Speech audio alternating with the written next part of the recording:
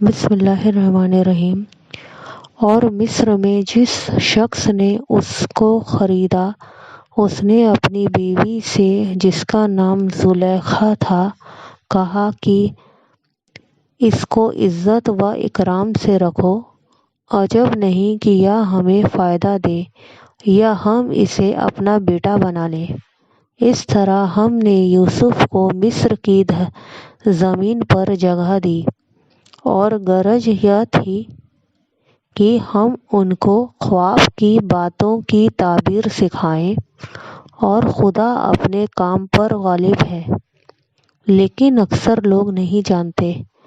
اور جب وہ اپنی جوانی کو پہنچے تو ہم نے ان کی حکمت اور علم دیا، اور بھلے لوگوں کو ہم اسی طرح بدلہ دیا کرتے ہیں۔ تو جس عورت کے گھر میں وہ رہتے تھے اس نے ان کو اپنی طرف مائل کرنا چاہا، اور دروازے بند کر کے کہنے لگی، یوسف جلدی آؤ۔ انہوں نے کہا کہ خدا پناہ میں رکھے، وہ یعنی تمہارے میاں تو میرے آقا ہیں، انہوں نے مجھے اچھی طرح سے رکھا ہے، میں ایسا ظلم نہیں کر سکتا۔ بے شک ظالم لوگ فلاح نہیں پائیں گے۔ اور اس عورت نے ان کا قصد کیا اور انہوں نے اس کا قصد کیا۔ اگر وہ اپنے پروردگار کی نشانی نہ دیکھتے تو جو ہوتا ہوتا، یوں اس لیے کیا گیا کہ ہم ان سے برائی اور بے حیائی کو روک دیں۔ بے شک وہ ہمارے خالص بندوں میں سے تھے۔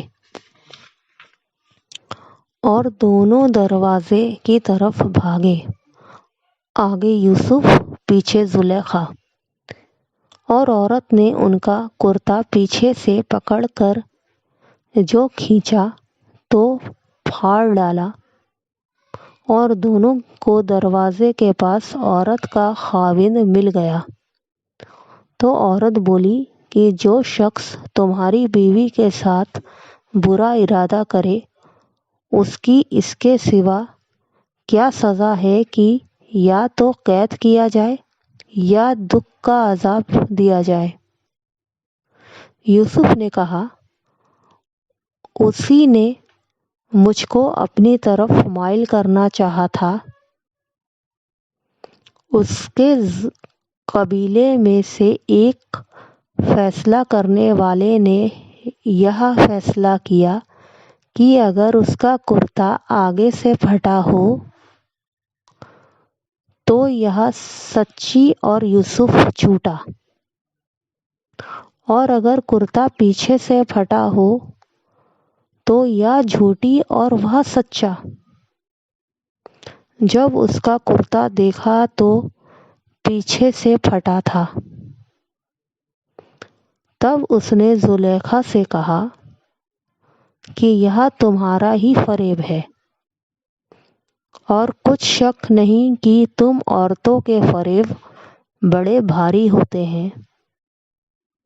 یوسف اس بات کا خیال نہ کر، اور زلیخا تو اپنے گناہ کی بخشش مانگ، بے شک خطا تیری ہی ہے۔